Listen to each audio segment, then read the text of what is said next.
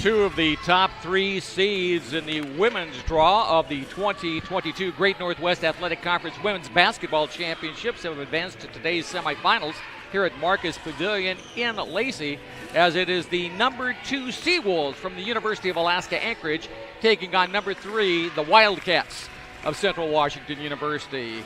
Good morning. I guess, it is still morning for a few minutes. I'm Robert Lowry. Sean Wally is alongside for today's first of 4 semifinal games in the men's and women's action here at the GNAC 2022 Championships. And, well, Sean, you just said to me just like seconds before we went on that this looks to be a great matchup on paper, and I absolutely would agree with you, as we have some of the standouts in the Great Northwest Athletic Conference squaring off today, including the Player of the Year, Cassidy Malcolm for Central Washington University. These two clubs doing great things, not only in conference number 2 and 3 respectively, Alaska Anchorage slightly above Central Washington in the final GNAC standings, but you look in the West region, Central Washington 4th, Alaska Anchorage 6th.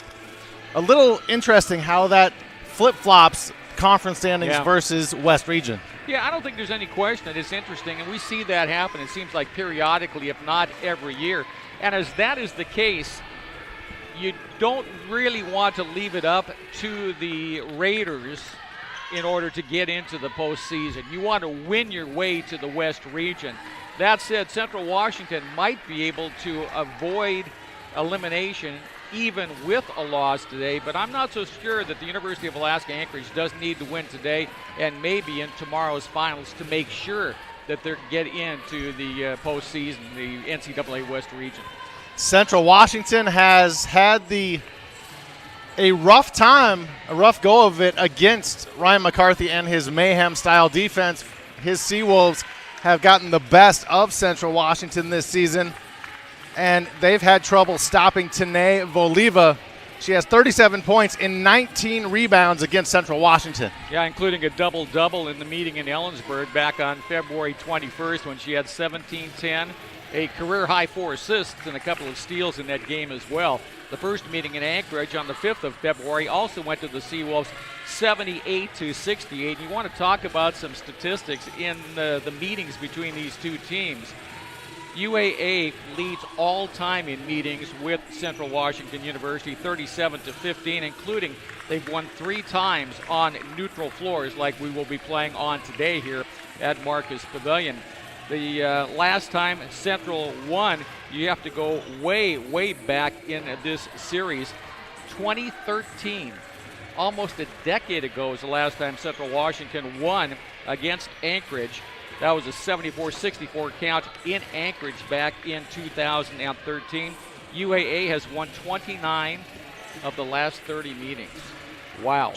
You look at those kind of numbers and you just have to shake your head a little bit. University of Alaska Anchorage also leads 30-10 in GNAC regular season meetings, and they're 18-1 against the Wildcats under their head coach Ryan McCarthy, who's in his 10th year at the University of Alaska Anchorage. His overall mark, 240 victories and 41 defeats. He's in his 11th year overall after a season at Northwestern Nazarene. 254 and 54 overall. He was the GNAC Coach of the Year in 2015, 17, 18, 19, and 20. This Seawolves team has won 6 of 10 previous GNAC championships as well. They're 15-4 in the tournament, and when they get into the semis, they generally advance. They've won 7 out of 8 in tournament semifinal games. Ryan McCarthy runs a fabulous program up there in Alaska, and it has been a bit shocking for me personally seeing them lose more than they have lately here this year compared to years previous. Well, again, this is maybe not his best team, but again, when you're ranked in the West region, you're going into the semifinals of your conference tournament, when announcers like us can say, yeah, this may not be one of your best teams. I think there are a lot of other coaches around the country who say, we'll take that team. Oh, absolutely. A lot of good things for Ryan McCarthy and his squad as well. The other side, Central Washington, really turning it around and getting things done. Yeah, first 21 season under Randy Richardson Thornley, their 5th-year head coach, who has a record of 67-45. Matter of fact, the Wildcats had 10 straight wins. Of their 21 victories this year, 10 of them came in succession between December the 18th, and February the 3rd. You know why that string lost, or that string came to an end? The loss to University of Alaska Anchorage, and since that point, the Wildcats have gone 6-3. So here at Marcus Pavilion on the campus of St. Martin's University, both teams on the floor. University of Alaska Anchorage will be in the home white uniforms today. Central Washington will be in the visiting dark uniforms today. They will be the guests on the scoreboard, and UAA will be the designated host team here. We'll introduce the starting lineups here in just a moment, but before we do, we will go ahead and step aside here as we have our national anthem presented from Marcus Pavilion here at St. Martin's University.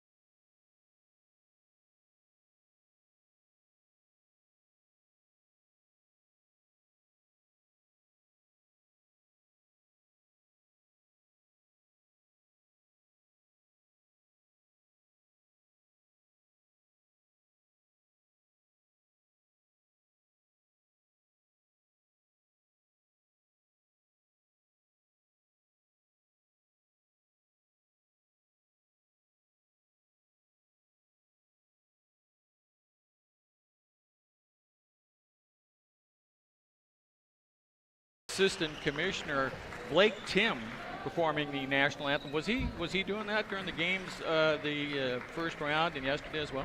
He has done that every day, and I asked him yesterday if he wanted to switch because, as you know, we've done nothing but talk solo for 2 days, 4 games yesterday, 2 games on Wednesday, and he said no, he wanted no part of this, but I said, well, that's okay with me because I want no part of singing. Yeah, no question. Well, partner, I tell you one thing right now. Got up this morning early and got some morning coffee at the hotel. They said good morning to me, and I said good morning. And I said, when did I get to switch voices with Barry White?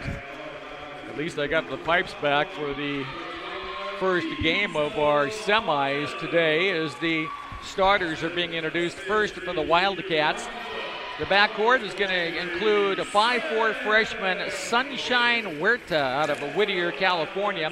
She'll be joined in the backcourt by Kisa Maltezo, leading scorer in the Great Northwest Athletic Conference during the regular season, first-team All-Star, 5'5" senior from Honoka'a, Hawaii.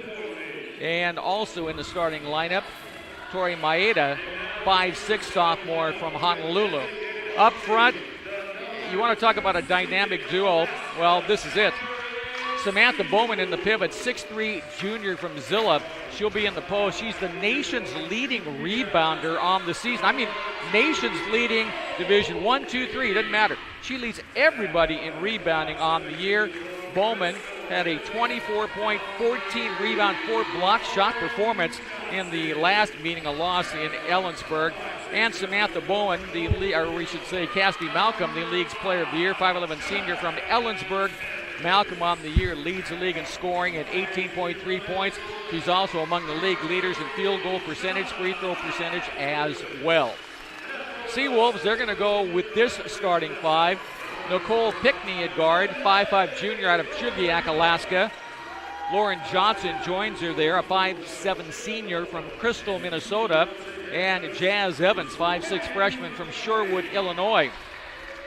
Jana Hujukovic, 5'8" junior from Anchorage, whose mom and dad both played for the Seawolves. She's in the starting lineup as well, along with Tanae Valiva, first-team All-GNAC selection this year.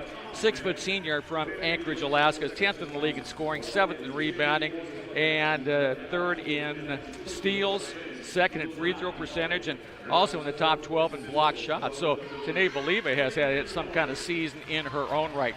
Officials for this first meeting today: Brad Schmidt, Michael Thorner and Jillian Quinn. And I think we're ready for basketball action here from St. Martin's. Central in the dark uniforms. Bowman, that's 6'3" in the center jump circle, goes up with D'Oliva. The tip won by the Wildcats, and Central will have it to begin today's contest. This is Huerta. She'll handle it to begin the game. To Malcolm, back to Huerta. Shoots the left-handed three and hits it. Well, I tell you, that's the way the Wildcats are going to want to start this contest. Last time they only hit 11 of 29 on threes against UAA. In low, it was Evans who had the ball knocked away from her, and then Evans slapped it away out of bounds. So the ball back over to Central, leading at 3-0 here as we're just getting things underway in this first quarter at St. Martin's. Semifinal action. Huerta is who they want to have handling the basketball, and she does with a behind-the-back dribble. Stumbles a bit as she comes across the timeline. Pass up ahead, or pass between the rings to Maeda. Near side, Maltezo for three. She misses the long one, and the ball goes out of bounds into the UAA bench area. Maltezo, who has set a single-season Wildcat record in threes this year and leading the GNAC and scoring during the regular season at just under 19 points a game. Interesting, a couple of left-handers in the backcourt, too. Here's Evans for the Seawolves. They're looking to try to get it low to D'Oliva, and there's an illegal screen set by Tanay as she came out. It was Pinckney coming around the screen there, but again, it goes as an offensive foul back to the Wildcats. Central having about as good of a start as head coach Randy Richardson Thornley, yeah. Thank you, could draw up, minus that last miss on their second offensive possession. We'll see what they get done here. Malcolm in the deep left corner makes a move on D'Oliva. Pull-up jumper on the baseline, misses it. Rebound tipped around, and it's going to go out of bounds. I think it'll be Wildcat basketball. It was Malcolm going after it, and Evans for the Seawolves, and I think it went off the shin of Evans. But that was a bang-bang play. That could have gone either way. First substitute of the contest coming in for the Seawolves. Pinckney going to check out, and coming in for her first run is going to be Stephanie Jackson. So Jackson and Johnson, along with Jukovic, Evans, and D'Oliva. Malcolm off to the near side. Another three on the way, and this one is going to roll through as once again Sunshine brings in a little sunshine from long range. 6-0 Wildcats. Very fitting because the sun is actually out today. Here's Jukovic with the basketball. Fakes left, takes it to the free throw line, pass off right. Now D'Oliva gets it in the post, spins inside, puts it up. Malcolm and Bowman were there. Bowman pulls the rebound. I think she actually got an arm up there and maybe intimidated D'Oliva just a little bit. Wildcats get it in the middle to Bowman. Her pass out, though, was knocked away. Steal made by UAA. Forecourt, Jukovic casts off from three in the left base, misses it. Wildcats rebound, and Central comes out of backcourt. And this is Huerta. She's the only scorer in the game so far. Malcolm with it. Dump down low. Bowman, baseline. They work it back out. Huerta, another three, and another one down the bottom of the well. Sunshine Huerta 9, UAA nothing. It's not often you see a Ryan McCarthy team score no points in the first 2.5 minutes. Well, yeah, that's and really the pressure that they like to put, and they haven't exhibited the kind of all-out tenacity in the full court press that they will before this game is through. But the Wildcats really have been able to get done what they wanted to do, inside, outside, get the three-point shot, and Huerta having the stroke from the outside, hits 3 for 3, and it is now a 9-0 Central lead as Ryan McCarthy uses his first timeout, and he goes to the well pretty quick. 7:24 left here in quarter number 1. A quick reminder, these two teams are battling to see who may make it out of the GNAC as the women's champion and an automatic berth into the NCAA West Regionals. Now, who else is going to join them? We're going to find out this Sunday. The NCAA Division II Championship Selection Show will be streamed this Sunday. The women's field will be announced at 7 p.m. Pacific time. the men's field at 7:30 p.m. So if you want to see the selections and see the seeding and see where the games are going to be played, go to ncaa.com to view the video announcement of the championship tournament field. You know what I like about that, Rob? It's 30 minutes, and you get to the next one. Yeah. It's not a 3-hour show that's going to take all night. Get to the point. Who's in, who's out. Let's move forward. Yeah, I couldn't be in more. I got other things to do than sit around for 3 hours figuring out who's in. I got a life. It is the Seawolves. They brought in Kamani Fernandez down low. They're working the ball around the perimeter, and this time it's Jackson with it. Her pass into Sala Langi was knocked away, and the Wildcats come up with the steal. Seawolves scoreless through the first 3 minutes plus. Here's Bowman, backdoor. They work it. Here's Huerta, 4th three. This one, wow, she's human. She missed it. The Seawolves, though, can't corral the rebound.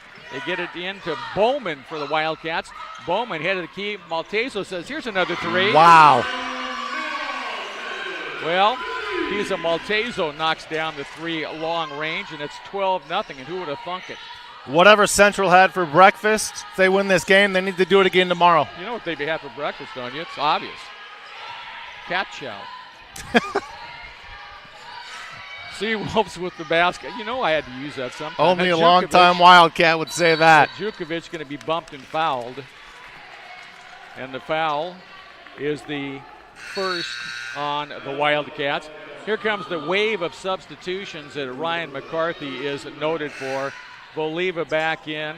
Also, Rachel Ingram, a 5'7" sophomore from Colorado Springs, need to see her first action. I thought she played quite well yet. They didn't have a big statistical game, but was a good defender, got some shots away, moved the ball well. And here's Evans once again. Into Voliva, going against Bowman, spins up and under and gets it to drop.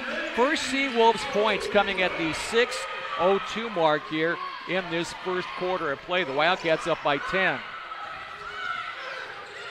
Voliva has 37 points so far this season against Central, so fitting she scores the first two. Foul called on the baseline. It's the second foul against the Seawolves, but more importantly, it's the second against Tanae Voliva. And so she's going to have to go to the bench as Kamani Fernandez is going to come back in. That's a big blow for Ryan McCarthy right there to have his first-team All-Star having to go to the bench this early. Huerta in the right corner, ball nearly knocked away by Evans, trying to quick-hand it away, nearly did. Now to Malcolm, back out to Huerta across the top. Wildcats with the shot clock winding down. See Bowman cast off from three-point range. She misses it. And down floor, the Seawolves with the basketball. Evans head of the key, has a Fernandez screen, uses it to the right, can't get a jumper away. Get it off to Johnson. Her runner in the lane is no good. Scramble for the rebound, and the Wildcats come out of there with it, and Central quickly back it down floor.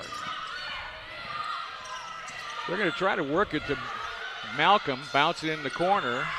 Now underneath the hoop, Bowman gets a brilliant feed from Huerta. An assist and a bucket underneath the hoop on the right side. 14-2 Wildcats with the lead. Bowman left alone in the lane. Back the other way, a jumper by UAA is off the mark by Malia Marfil. Now on the other end, Malcolm with a spin jumper in the lane. And the Seawolves going to work it back down floor quickly. Marfil with the basketball. Has Johnson on the right angle. Brings Evans her way and gives her the basketball. 4:25 left in the first. Here's a step back three by Evans. Miss it. Malcolm doing a nice job to box out on the rebound. I'll tell you one thing. You don't have to be a big jumper to be able to rebound well if you know how to position your body. And Malcolm just presented a clinic on it right there. Between the circles, here's Bowman with the basketball, doubled up, and she's fouled on the outside. I'll tell you, you could have made a case for Bowman being the league MVP this year as well. I don't think there's any question about that with her statistics. And here come 5 more for UAA, and Voliva with those fouls comes back in. Pinckney, also Hadjukovic comes back in. Lange stays on floor. And also out there for UAA now is Rayanna Bay. Runner on the left side won't go this time for Huerta. Offensive rebound. They get it back out to Sunshine. Head of the key, Maltezo says, here's another one on the way. It hits the front rim, and the offensive rebound into the hands of the Wildcats one more time. The one thing you can't do is allow them to get this many shots inside. A kick ball in the lane as Maltezo was trying to hit Bowman on the inside. Rebounds, the advantage, clearly Central Wildcats. They have 10 versus 3 for Alaska Anchorage. That's getting it done on the glass, no question. Inbounds to Maltezo, head of the key. Going to penetrate down the lane, gets a little bit of a look and rolls it up and in. I'm not sure that was the shot she was expecting. It came up pretty flat, but got a nice kind shooter's roll and was able to drop through. Salalangi with the basketball to Hadjukovic, cross court, down low to Voliva. Going to take it on the baseline, guarded by Bowman. Spins, she's trapped on the end line. Kick it back out, high left.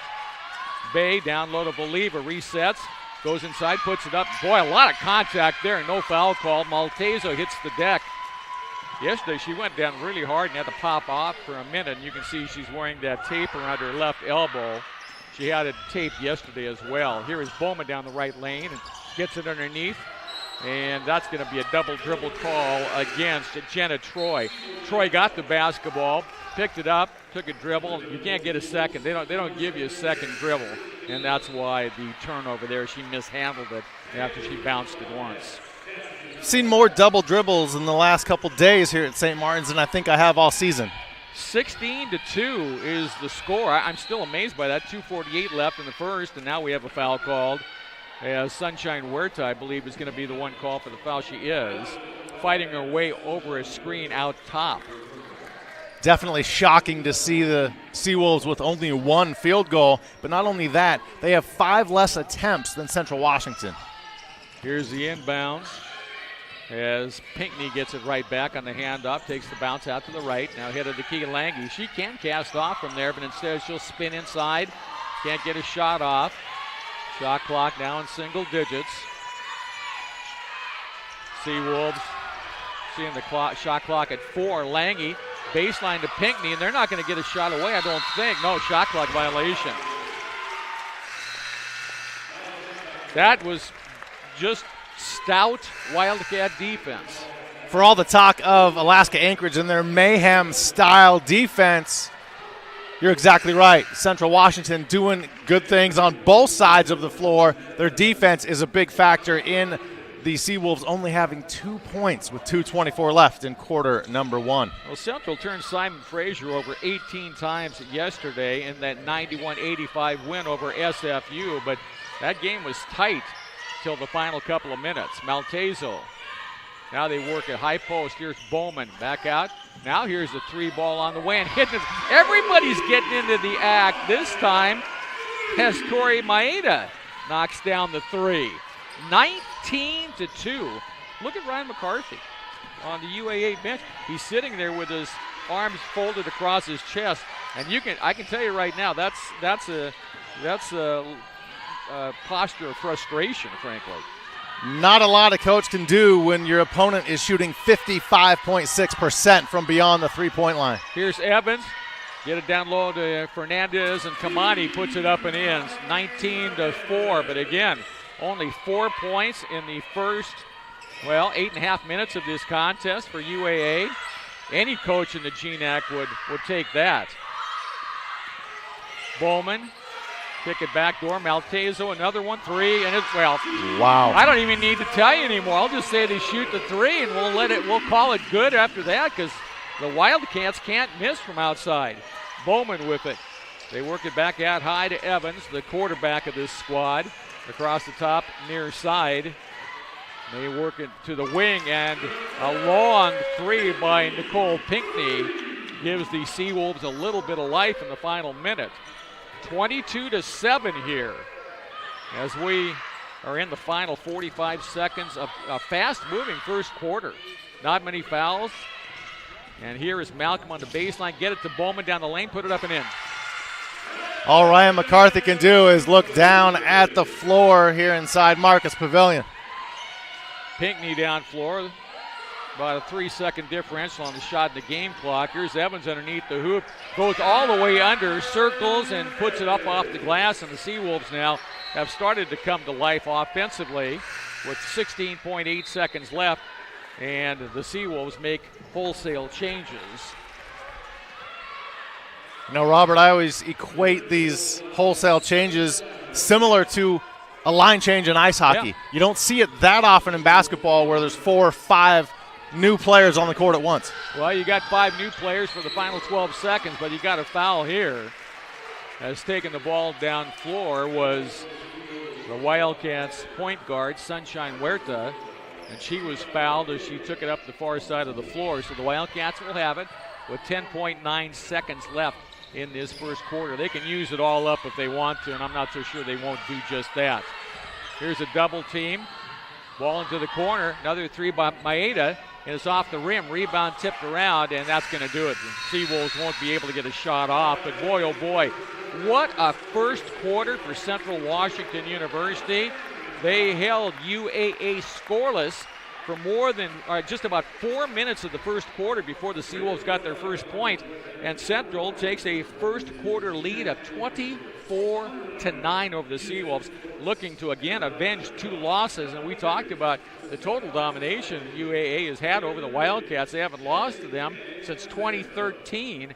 Well, through one quarter, they're getting their comeuppance here today. Something's changed for the Wildcats in playing these Seawolves, but hey, if it's going to happen, now's the right time for it to happen. No question about it. Of course, the 2022 Great Northwest Athletic Conference men's and women's basketball championships are being presented by Under Armour, the official apparel supplier of the Great Northwest Athletic Conference office and a proud sponsor of GNAC championship events. Under Armour, turn wish into will. I'm Robert Lowry. Sean Wally is alongside, and I'm pleased to have him here. And I hope the same goes the other way as well, as we're here for 4 more today, and at least we don't have to do 4 on our own as we had the last couple of days. That does take a little bit of a toll on the voice, but today we've got great action because after this one, on the women's side of the GNAC tournament, the other semifinal will be the Western Washington Vikings, the top seed, against 5 Montana State Billings. And you've seen both those teams. What do you expect out of that one? This time of year in this tournament here in the GNAC, anything can happen, as we're seeing with this 24-9 game right now. Bay bounce pass to Valiva as the Seawolves have the ball to begin quarter number 2. And again, you don't win a game in the first 10 minutes, so this is far from over. And here's a 3, a long-range 3 that is missed. But again, the ball back into the hands of Jackson. Gets it to Hajukovic for 3, and she hits it. You know, for all the threes Central made, the Seawolves are shooting fairly well. That's their second made 3 of the game. Well, it's a 12-point game at 24-12, 9:15, so just underway in this second quarter. Malcolm down low, Bowman. You can't let her get that positioning. Kick it back out. Here's a 3 by Maltezo. It's off the rim. Rebound off of Bowman, out of bounds. UAA basketball. Seawolves showing some life. And that 3-point percentage, they're 2 of 4, so they're doing well themselves. Just haven't taken nearly as many as the Wildcats. Jackson around his screen, takes it free throw line. Off to the right side to Bay, looking down low to Valiva. Can't get her the basketball, being guarded by Bowman. Instead, pitch it back out high to Hajukovic. Still looking for Taliva, being fronted now in the post. Penetration by Bay, now down low to Valiva. Goes inside, spins, puts it up and gets fouled. Samantha Bowman will pick up that foul. That'll send Valiva to the free throw line. Yesterday, in the contest in which UAA was victorious over Seattle Pacific, Valiva was 3 of 4 from the free throw line. She had a nice rebounding game. She only had 5 points, but 10 rebounds in that game yesterday. Has the opportunity to put in points here, and she does. Robert, what did you see yesterday from these 2 clubs up in Seattle? Well, Central really got tested by Simon Frazier, quite frankly, and it was a tie game in the closing minutes. And free throws, And a couple of Simon Fraser missed shots was all the difference between the two. UAA had a big lead against Seattle Pacific. Seattle Pacific was able to come back and make it a game in the closing minutes as well before UAA pulled away. So the scores here, and that dish down low to Bowman, and she misses the shot on the inside for the Wildcats. So both these teams were tested yesterday. And here's a steal at midcourt. Oh my. Down low, or down floor, and then missing the shot. The Wildcats, but getting it back, it's going to be Huerta to Maltezo down the lane. In traffic, puts it up, and a blocking foul as she goes to the deck. Ryan McCarthy. Huerta made the steal. She came down, though, but got challenged, missed the shot, got it back, and then to Maltezo. And Ryan McCarthy, as you started to say, not real happy with that call. Talking to an official right now, trying to understand why they called it the way they did. Clearly, he doesn't agree. Saw it there on the replay, the foul.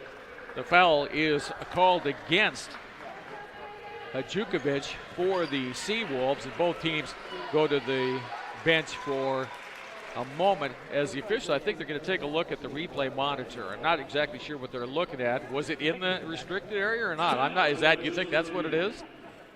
I don't know what else it would be. So they're going to take a good, strong look at it at the present time. Just a 10. Now I say this, and you're going to say, well, 10 points is pretty significant. But again, remember, the Wildcats led 19-2 at one point. They were up at 17, so the Seawolves have shaved 7 points off that lead at present. And with 8:02 left until halftime, it's 24-14. Mop-up work being done on the floor of St. Martin's, and now both teams going to hear from the officials exactly what the call was. They both adjourned around their respective coaches. To the right there, the University of Alaska Anchorage Seawolves, Wildcats to the bench to the left of the screen.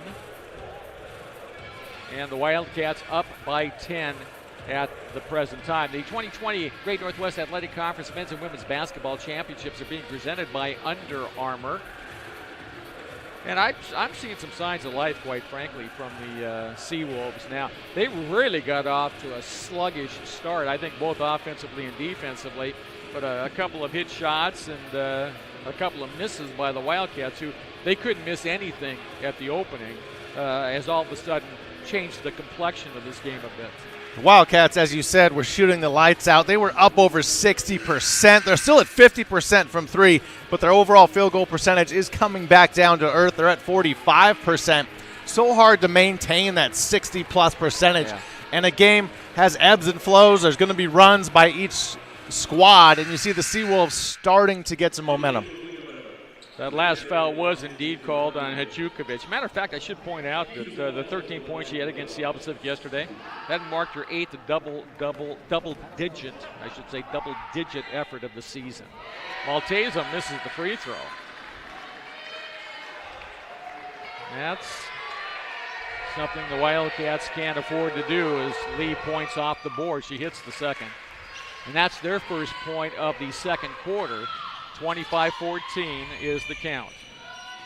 Seawolves on the attack. Evans down low to Boliva, and she's either be fouled or traveling. It's going to be one or the other, and the foul going to be called on the inside.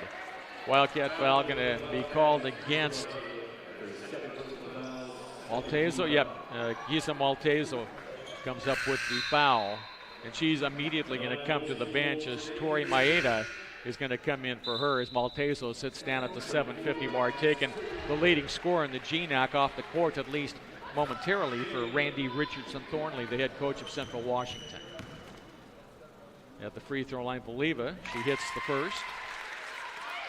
Again, a 10-point game, trying to cut it to single digits. The last time it was single digits was when it was Central on top 9-0.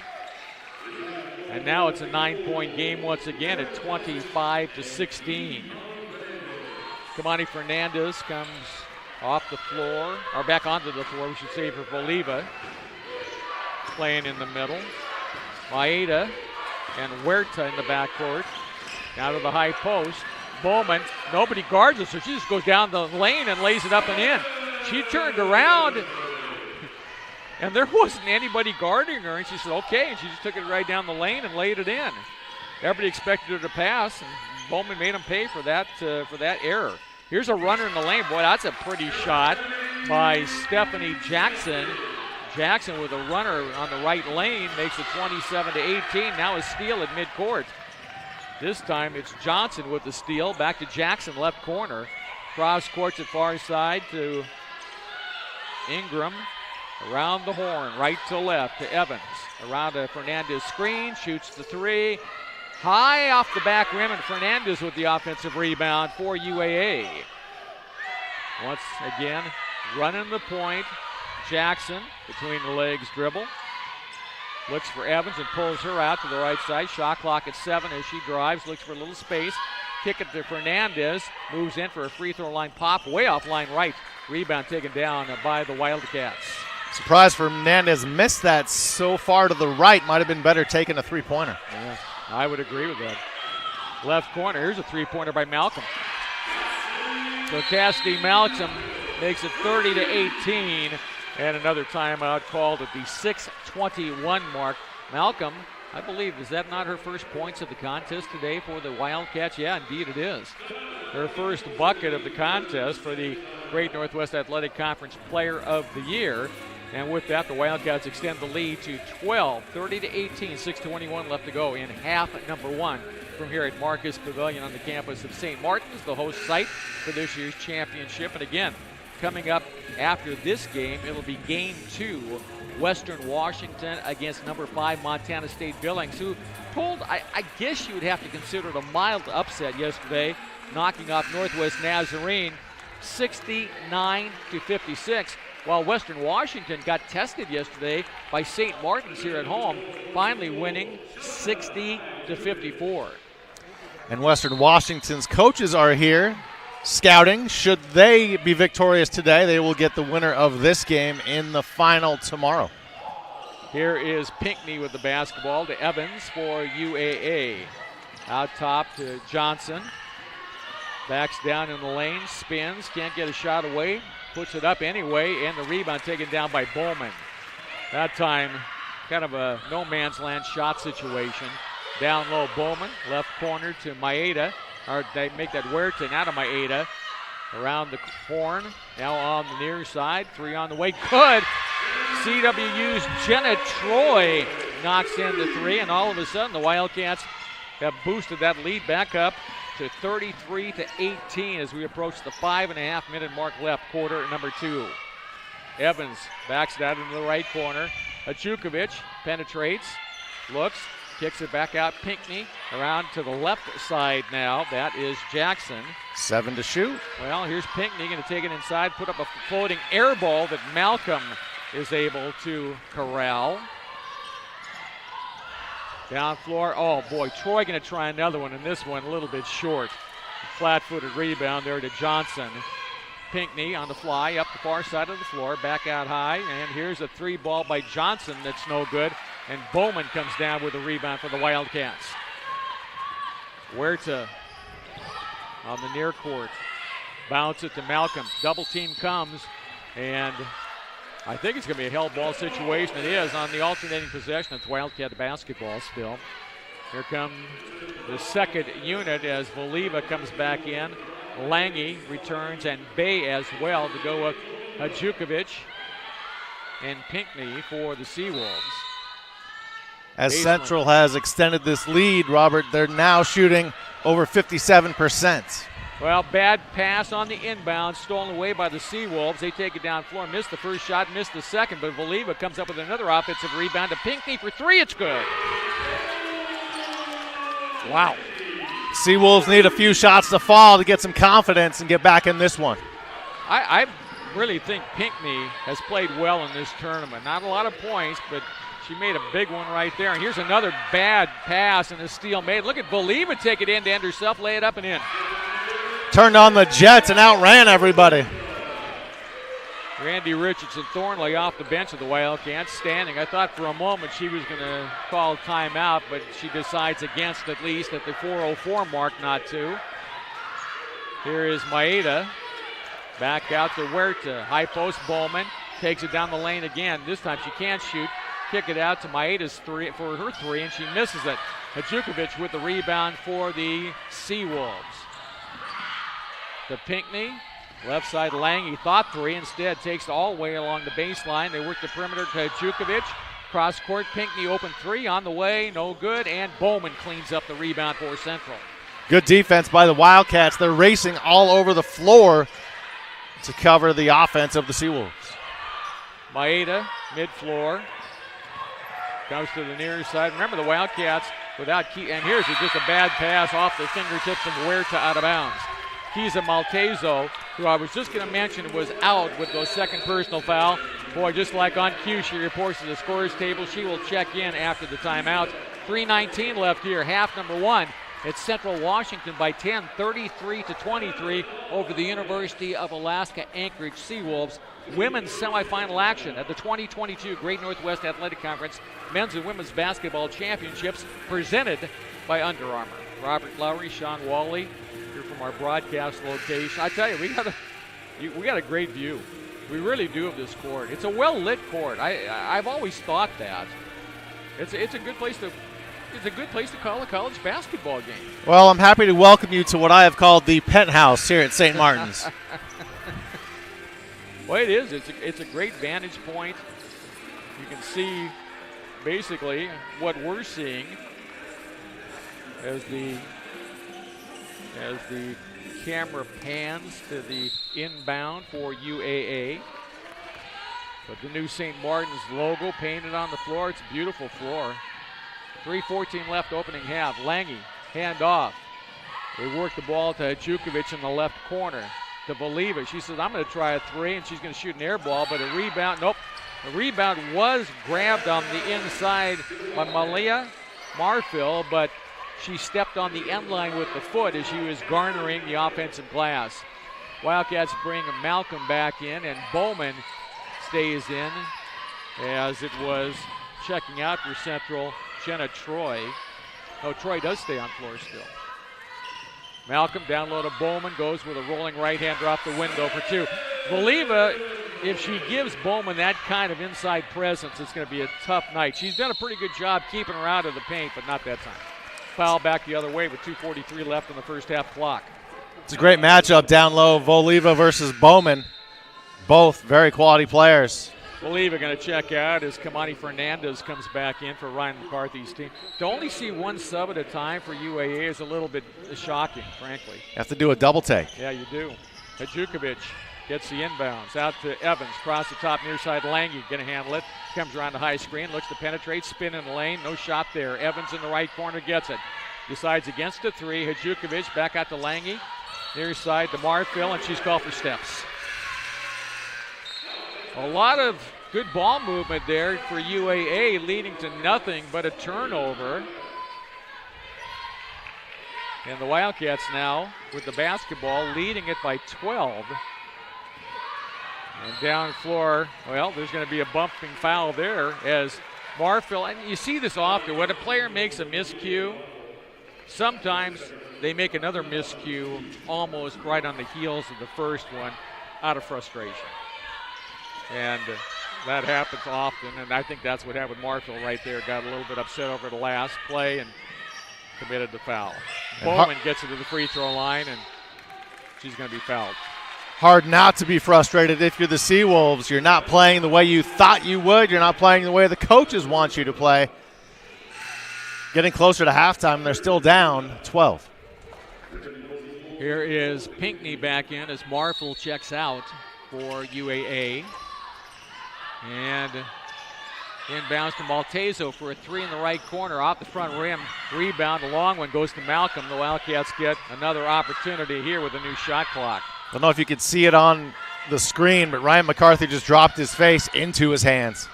Here's Maeda. Pull-up jumper on the left base, no good. And the offensive rebound put up and in by Bowman. Bowman with a look what I found rebound right there, put it back up and in. Front court for the Wildcats really showing up. Hajukovic, head of the key, won't take it. Off to Evans, guarded by Maeda. Goes to work on her, follow-away jumper on the baseline, no good. Fernandez, though, cleans up on the inside and puts it back up and in. Kimani that time boxed out Wildcats, made a nice offensive rebound, and went right back up for the deuce. 12-point game inside the final 90 seconds. Bad pass by Bowman. It was tipped out of bounds? No, it wasn't. Okay. The side court official deferred to the baseline official there. Wasn't sure if the ball was tipped or not. I didn't think it was, and I think that's the right call. Didn't appear to be from our broadcast position. Back in for the Seawolves here. Lauren Johnson has returned. Pinckney running the floor. Out front, looking for the player to come off the screen, taking it on the baseline. That is Bay. They work it out on the wing for Hajukovic's three.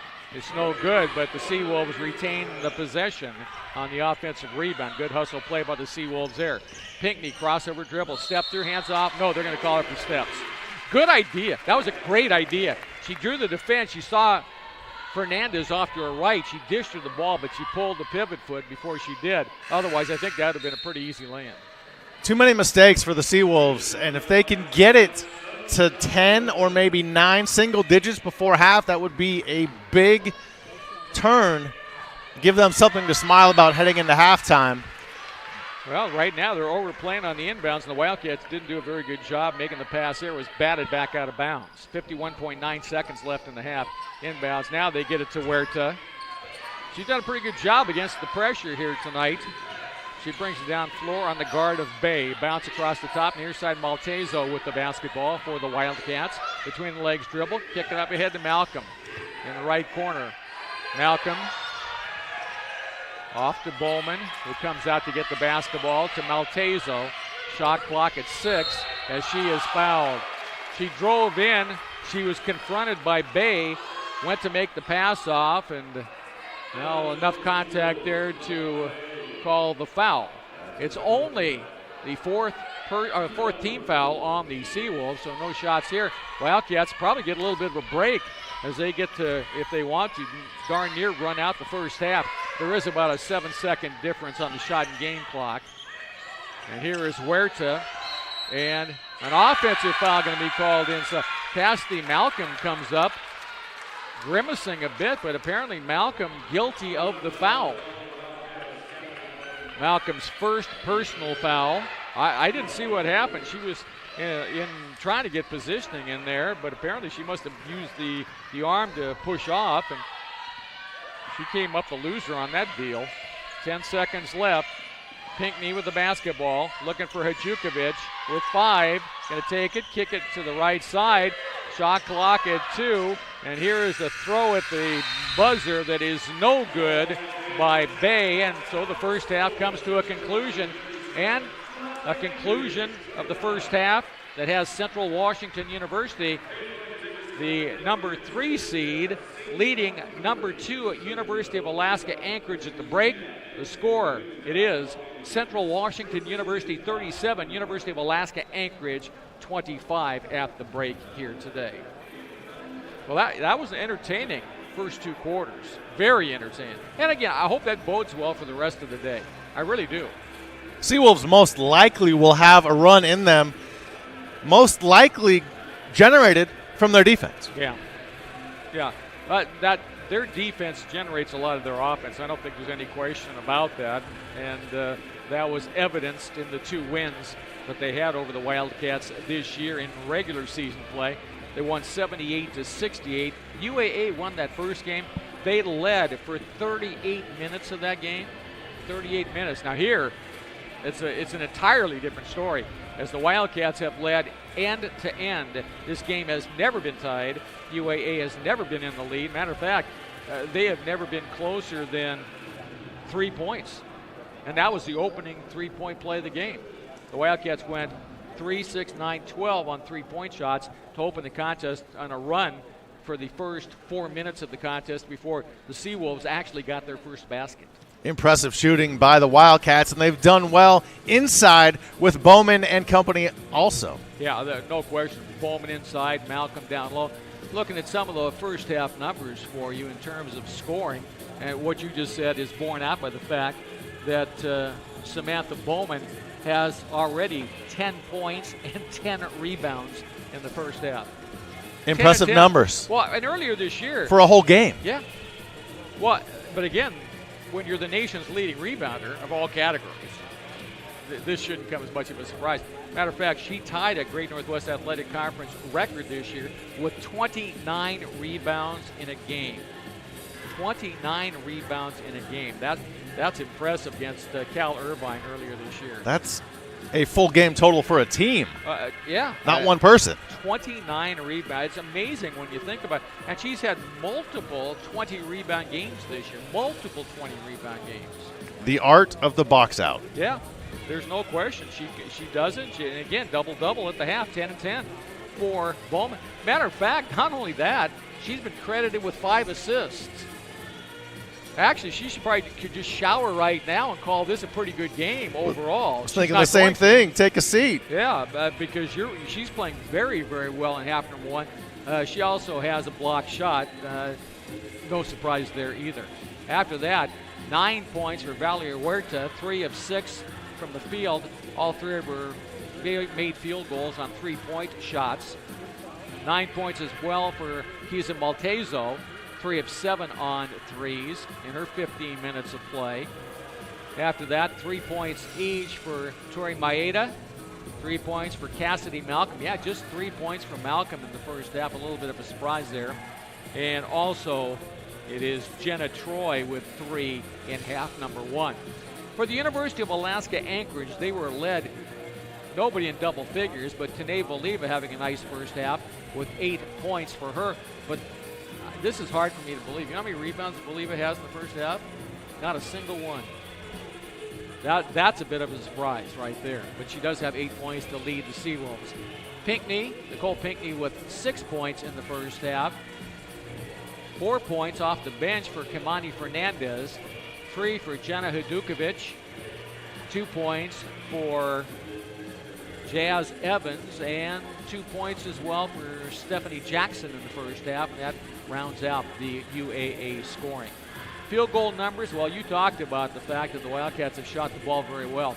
14 of 21 from the field. Actually, check me, 14 of 28 from the field. 50% there.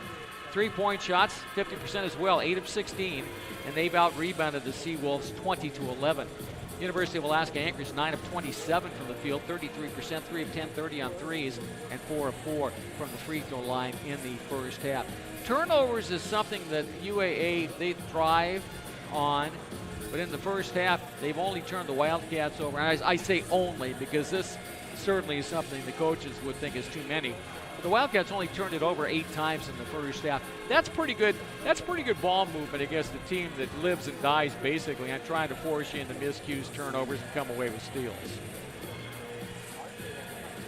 Turnovers are going to hurt you if you make them, but conversely, getting them, it does the exact opposite. Yeah. And that leads to assists. Look at those numbers. 11 for Central, only 2 assists for the Seawolves. Yeah, 11 assists on 14 field goals. That's beautiful ball movement right there. And I've noted throughout the course of the 2022 GNAC men's and women's basketball championships presented by Under Armour that I've seen in several of those games that have been played between teams this year. It seems like this year the assist department has seen more this year than maybe in previous years. I don't know if that's the case. Maybe it's just a little bit of my imagination, but it looks like teams are moving the ball in the GNAC very well this year. It's no secret that good ball movement generally leads to good things on the floor. Yeah. Well, I've never seen a team win a game with 0 assists.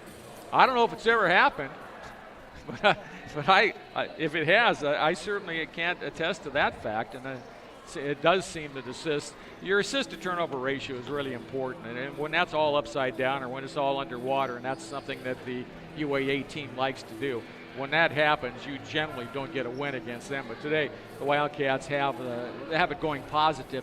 11 assists and only 8 turnovers in this first half.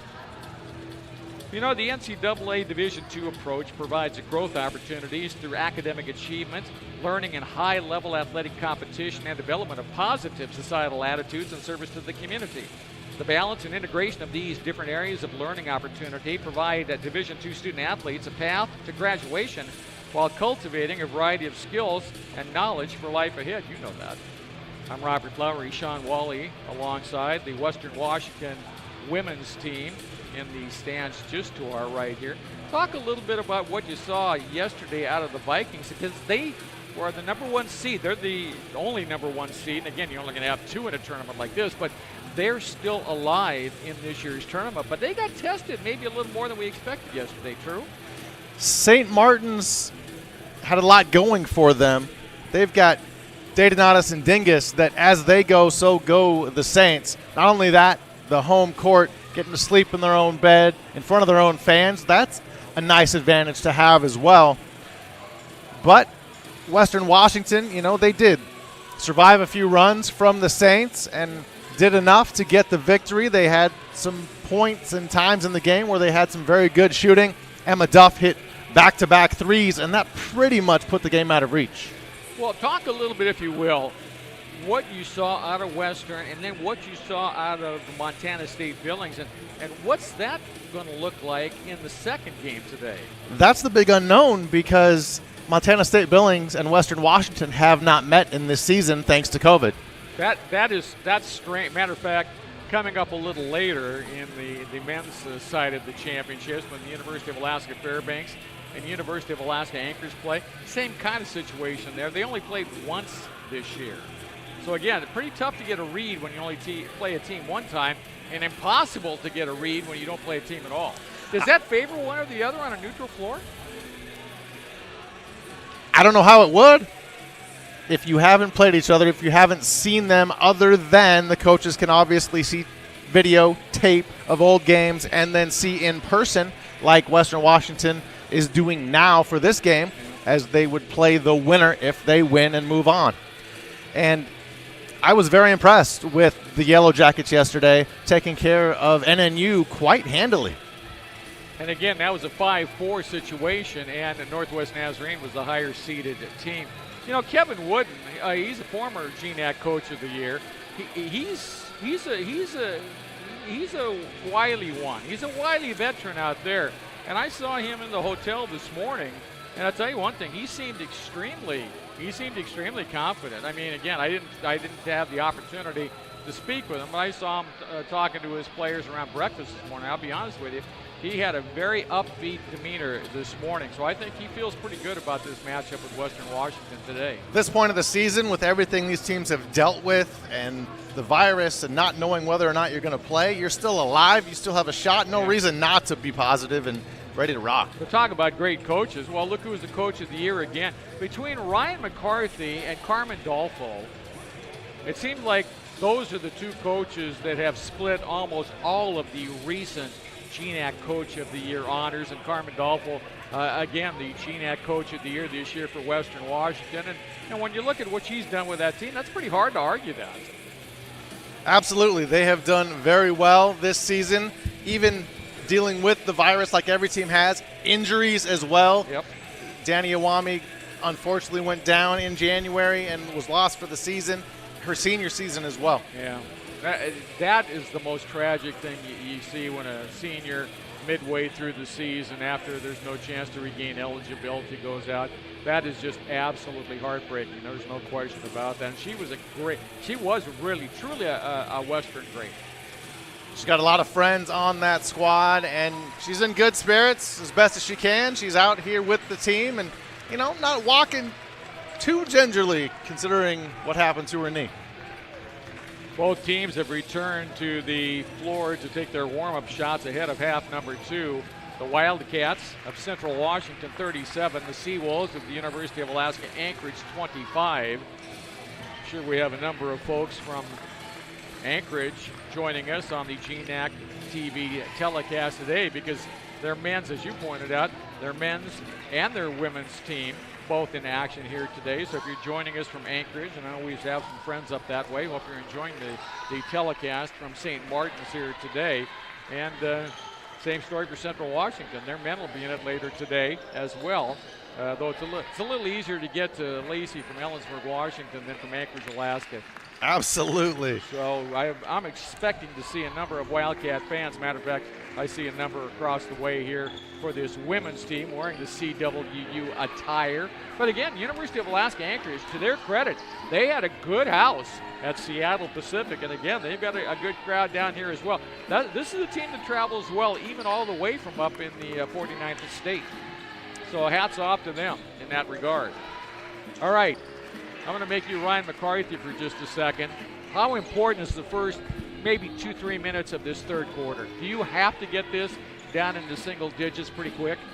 Absolutely. You need to swing that pendulum, gain that momentum, and show that you can climb this hill, climb this mountain, and get back in this contest. If Central goes on a quick 5-7-0 run, it's not going to be good for the Seawolves.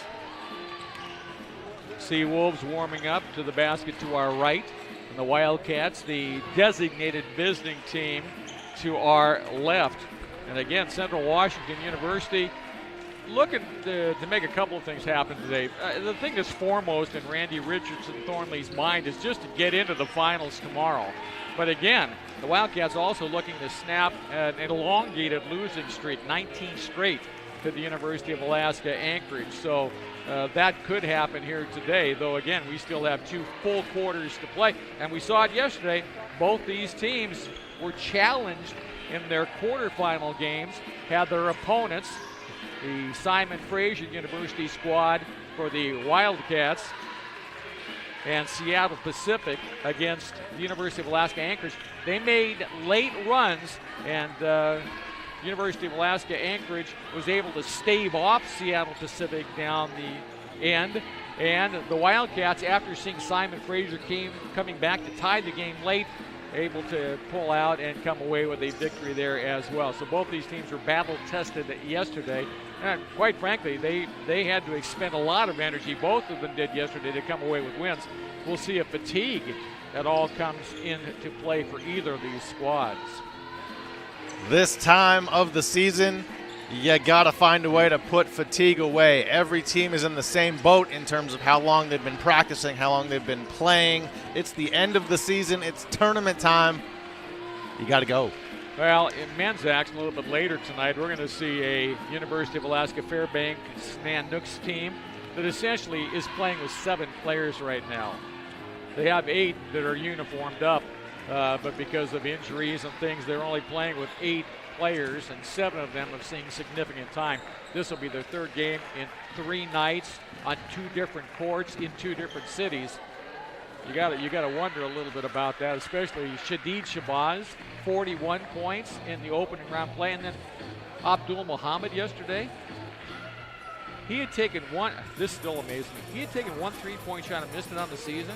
Yesterday he stepped out and he looked like the second coming of Steph Curry. He knocked down 3 from long range from the outside. He had just an unbelievable career-high 32-point performance yesterday, including those 3 threes that I think shocked everybody, especially Northwest Nazarene, because I guarantee you Paul Rush, who's a very good coach at Northwest Nazarene, I'll tell you, he spent 0 amount of time preparing for Abdul Muhammad to step out and start shooting 3-point shots. Shabazz gave Muhammad the keys to the car yesterday. It was when he took the first 3, I was surprised, but he shot it with such confidence, and he looks like he's comfortable out there. I'm a little surprised he hasn't shot more than 1 during the quarter. Maybe this is a secret ingredient for the Nanooks. But we're back to women's basketball action here at Marcus Pavilion. 3rd quarter underway. It is Central Washington in the black and University of Alaska Anchorage in the white. Voliva, Johnson goes to Pinckney. So Pinckney, Johnson, Evans, Ajukovic, and Voliva on floor. So they're starting 5s out there again, though that really means little. You'll see another 5 or 6 players in this second half. Wildcats with Bowman, Malcolm, Maltezo, Maeda, and Huerta. So each team starting the way it began the contest. Ajukovic around a screen left. UAA going to the basket to our right in this second half as they switch, obviously. Voliva squares up, goes in on the double team, step through, puts it up, and a foul called. Bowman and Malcolm were both there. We'll see who it's going to be on Samantha Bowman, so Sam picks up foul number 2, and that'll send Voliva back to the free throw line where she is 4 of 4. Matter of fact, she was the only UAA player to shoot free throws in the first half.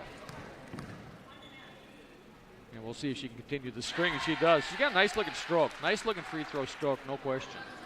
Very wise of Ryan McCarthy, apparently telling his team, let's run this through one of our best players to get back in this one. Well, it becomes a 10-point game once again, 37-27. Here's the full court pressure. Inbounds to Maeda, off to Huerta. She'll bring it, split the double team as she brings it into the forecourt, and then stolen by Evans. Quick-handed it away. Chaz takes it down floor, lob inside, stolen away. Bowman got back and was able to intercept the pass intended for Voliva. Down floor, far side. Maeda with the make that Huerta with the basketball. And Randy Richardson Thornley off the bench.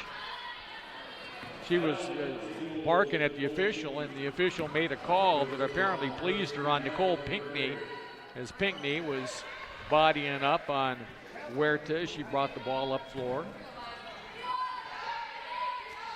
Wildcats inbound to Maeda.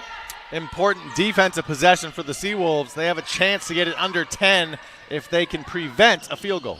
Well, the miss there by Sunshine, and then a loose ball scramble. It'll be Wildcat basketball on the alternating possession. Malcolm got on the floor there on the missed shot. And when that left Huerta's hands, you saw it was going to be left.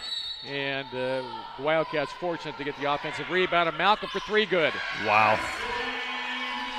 The three-point barrage continues for the Wildcats. She's the player of the year, and that's what players of the year do. They come through in key times. Pinckney with the basketball. Across the top to Evans. Return to Johnson, into the corner to Pinckney. Down low to Voliva. She got open and laid it up and was fouled by Huerta. A good pass there. Bowman went for the steal and just couldn't get it. It was just an excellent entry pass from the left baseline. And then Huerta, I think smartly, though it is her 3rd personal foul, which is not optimum for the Wildcats certainly, but again, she prevented the easy lay-in and makes Voliva earn them from the free throw line. And well, so far that has been nothing but net for Voliva from the free throw stripe. Looking to be 8 of 8 here in the game, and she is. And again, only Seawolf player to go to the free throw line this afternoon to this point. 11-point game. 40-29, another 3. Maltezo knocks it down from the deep right corner. Incredible how the ball keeps dropping through the net for Central Washington. Here is Hajukovic to Pinckney. Takes it baseline underneath the hoop. Kick it out to Johnson, down low to Voliva. Going to work inside on Bowman. Left-hand hook, good. Well, I'll tell you, Voliva having a great game for the Seawolves. 14 on the afternoon. She's not done. I can guarantee you that. Here's Malcolm. That's down a good low bet. To Bowman. Step through. Ball knocked away. Bowman gets it back, and a held ball situation. So she was tied up, and this time it goes as a turnover back to UAA as they bring Sala Lange back in. Also returning Brianna Bay and Malia Marfil as well. And Marfil with the basketball there, comes around. Nobody picks her up, drives inside, shoots it, and misses it, but draws the foul on Bowman. Now, obvious foul by Bowman there, coming over and making a lot of contact, enough to knock Marfil down to the court. It's clear that Ryan McCarthy at halftime told his team, we need to get to the hoop. They've done it with Voliva. They did it there. Another foul, getting to the free throw line, a key to get the Seawolves back in this contest if they can knock them down. Well, Seawolves were only 11 of 18 from the free throw line yesterday, and Marfil misses there. And again, she's just the second Seawolves player who has gone to the charity stripe today. And she misses them both. Rebound taken down by Malcolm for the Wildcats. Huerta with the basketball, playing with those 3 fouls out top. Crossover dribble, comes around the screen, going to attack the rack, can't get a shot away. Kick it to Maltezo. Wilshie from 3, decides against it. And now a foul called as Lange got hooked up with Maltezo in a bit of a switch and a little bit of a mismatch for the quick Wildcats guard. So Lange with her first, only the second team foul against the Seawolves, quarter number 3, of which there's still 7:22 remaining. The Wildcats have led end to end. UAA has never been under tie or in the lead. Here's the inbounds, lob into Huerta. At the head of the circle, hands it back. And now they go to Malcolm, going to go inside, spin, shoots, and offline left, no good. Rebound taken down by the Seawolves. Wildcats pretty good in defensive retreat. They rush it down floor to the Seawolves to Lange. Goes to the baseline, no shot, kick it out. Voliva, free throw line left. Going to go to Hadjukovic to Lange, looking down low, and goes into Voliva. She goes to work in the paint, puts up a little half right-handed hook that misses, and then the Wildcats real careless coming out of backcourt. Maltezo with a pass up ahead to Huerta, just threw it right by her for the turnover. That's like one of those unforced errors you see in tennis. For the Seawolves, Kimani Fernandez comes in for Voliva. Look at her. She goes to the bench. Boy, she needs a little bit of a blow. She's been working so hard out there in this half. Marfil, basketball out high to Lange. She pops out, looking to go inside on Bowman. Ball's just stripped away by Bowman. Quick-handed it away. Down floor, Wildcats get it into the forecourt quickly. Once again, Troy handling as Jenna has returned. Right corner to Bowman. Couple of dribbles, cross-courts it. They work it from Roy, and she's going to get it back. Shoots a 3 and misses it. Long rebound scramble, and I think that's Wildcat basketball. It is. Malcolm was able to bat it off a UAA player, and so the Wildcats retain possession of the basketball as wholesale changes made for the Seawolves. As Lauren Johnson returns, Evans returns, Kimani Fernandez back in, or stays on floor. Wildcats with the basketball.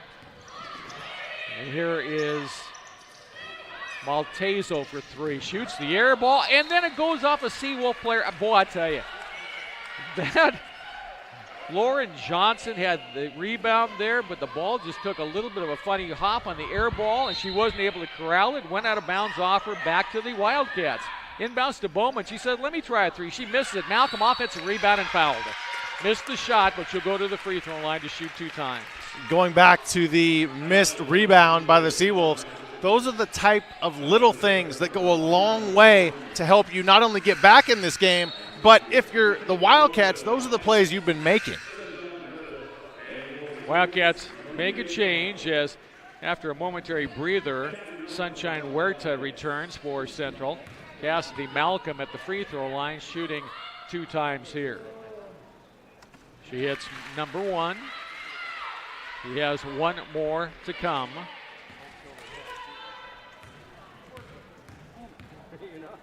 As the crowd quiets for a moment here. The next one also good. And that's not a surprise for Malcolm, the leading free throw percentage shooter in the GNAC this past season at 86%. Evans in the forecourt to Hadjukovic. Turns into the lane. She goes with the dribble. Kick it back out to Evans. Evans mishandles the bounce for just a moment. Now comes to the head of the circle. Shoots and misses it. Long rebound. Taken down by the Seawolves. They pitch it back out to Marfil to Evans. She's going to go to the hoop. Nobody comes to challenge, and she lays it up and in. When you're learning basketball, the first thing the coaches tell you, stop ball. And nobody stopped the ball for the Wildcats there. And the Wildcats here are going to lose control of the basketball and turn it back over as Huerta got hung up, double teamed, and just lost the basketball out of bounds. Ryan McCarthy very animated on the Seawolf bench with that good defensive effort. His team trying to get within 10 or possibly 9. Marfil on a walking dribble, diagonally into the forecourt, off right. They work it quickly back out to Hadjukovic. Marfil, little weave action outside as Evans has it. She'll go to work again, lay it up and in. If it ain't broke, don't fix it. Evans using her speed in the lane. Marfil fouls Huerta. She brings that a backcourt. 14 foul each way now. Marfil going to be replaced by Pinckney as she will return. Yeah, I tell you, Evans, they kind of left the side open for her twice in a row, and she scored both times, and we've come to a timeout here. 4:50 left to go, quarter number 3.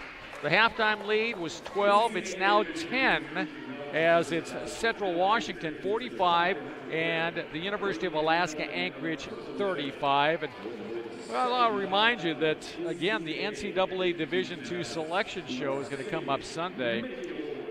Both of these teams are hoping to hear their name called when the live stream takes place on Sunday. 7 o'clock, the women's field will be announced. 7:30, the men's field will be announced as well at ncaa.com.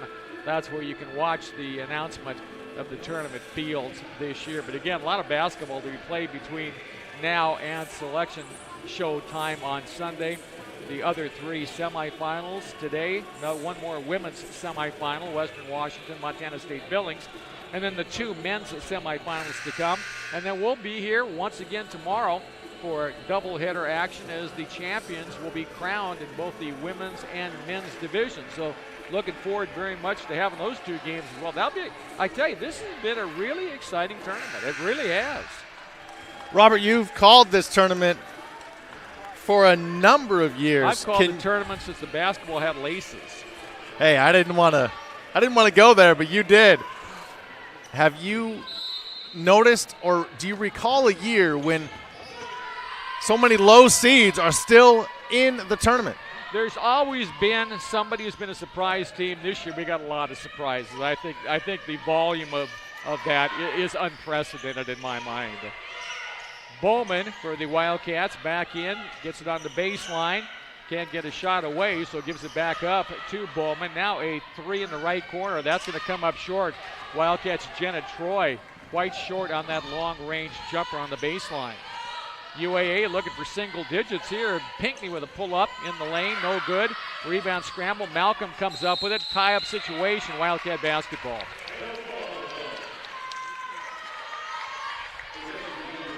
.412 in this third remaining. And changes is Salalangi and Brianna Bay return for the Seawolves. Malcolm going to make the throw in. Gets it into Huerta. Cross court on the pass to Maltezo into the forecourt. The backcourt combination. Back out to Huerta. Wildcats work the ball in the perimeter. Now Bowman. Maltezo, wide open 3, good. It doesn't get much prettier than that. The hot shooting of the Wildcats continues. Well, you can't leave her that wide open. She had a long look at the 3. Bay, Hadjukovic thought 3. They work it into the corner. Lange, she won't. Cross-court it. Hadjukovic, I think, stole the pass intended for a teammate. Get it back to Lange on the baseline. Her jumper's no good. And Malcolm comes down with the rebound. Robert, when the Seawolves have had success here in the third quarter, they've been in the lane, in the paint, gone to the hoop. The shooting from the outside is just not falling. Here's Bowman, goes with a rolling left-hander in the lane, and Kamani Fernandez blocked the shot but got the foul as well. Samantha Bowman now to the free throw line for Central Washington to shoot a couple. And the Wildcats up by 13. UAA has not been able to get back into the single digits, but they have got it to 10 on several occasions with the Wildcats. Again, when the Seawolves have gotten to 10, they've been able to get a basket, maybe a three-pointer, and in this case, a couple more free throws, and they lead by 15 at 50-35. Seawolves shooting just 33%. Once again, Seawolves with the basketball, and Voliva is back in to Evans. Lift fake on the 3, moves in for a 2, and hits it. She has really been the offense for the Seawolves in this quarter.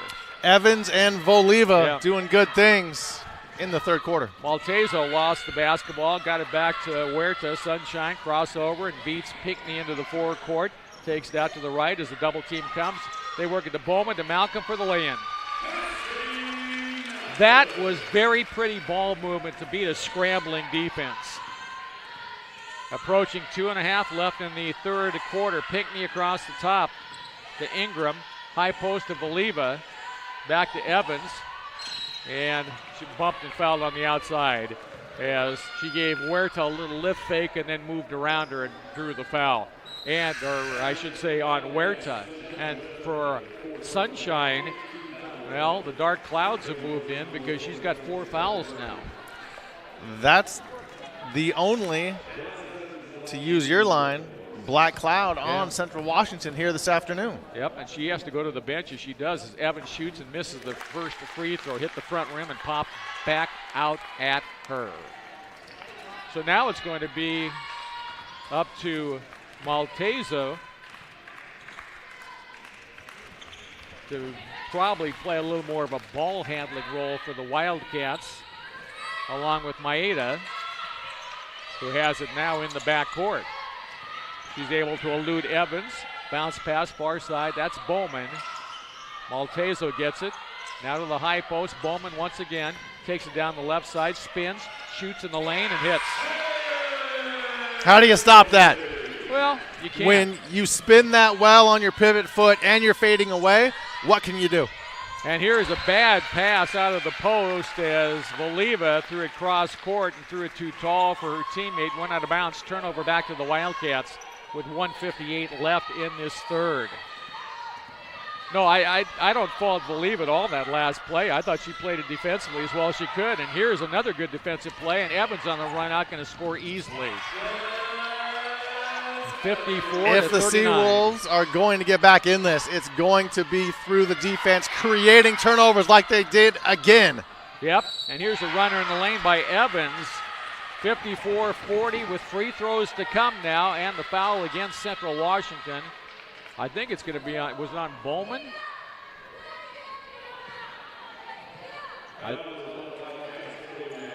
Nope, it's Maeda, just her second, so there was a lot of black shirts there, and it could have been called on a couple of different Wildcats. And here is Evans back to the free throw line, trying to cut into this 14-point deficit with 1:35 left, quarter number 3. So we've got still a full fourth quarter ahead of us. Evans free throw, good. 54-41. Evans is a very impressive player, and more impressive than you think a freshman should be. Very poised out there, and again, she's done some nice things offensively. Wildcats with the basketball into the forecourt. Maltezo off to Malcolm. 3 off the rim, too strong. Rebound taken down by Anchorage. Here's Jackson with the ball. Brings it down floor. Head of the circle, off right. Hadjukovic with it. Back to Jackson. Going to penetrate down the right lane. Can't get a shot away. Now on the baseline to Hadjukovic. Cross-courted out to Evans. Now to Valiva. Left side to Hadjukovic for 3. Good. She stepped into that shot confidently in front of her own bench. And it's back to a 10-point game. 54-44. So it is a 10-point game once again, as you mentioned, with 1 minute and then a foul called. That's going to send Central to the free throw line. Getting fouled was Maeda on the inbounds after the made basket. Maeda with 60 seconds even on the third quarter clock. Now with a couple of free throws to come.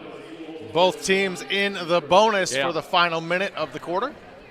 That last foul was called on Jackson for or make that Lauren Johnson for the Seawolves. Maeda's free throw good. If I've said anything over the course of my career, and I'll say it again here, make free throws, win ball games. I think in many cases it's just that easy. That was a huge advantage for Western Oregon on Wednesday, late afternoon into the evening, in defeating Western Washington. They made, I don't know the exact number in front of me, it was over 20 free throws. Well, it's when you make them almost as much as how many you make. Those were 2 big ones, frankly. Here is Johnson to Voliva. Goes inside, can't get a shot away. Cross quarter to Evans. Steps behind the three-point line. Shoots and misses. Heartbreaking shot. Voliva underneath the hoop and called for steps. Voliva did a great job to get the offensive rebound there, but then all of a sudden she was surrounded by a sea of black, and she wasn't able to get the ball out of trouble there, and she pulled the pivot foot for the turnover.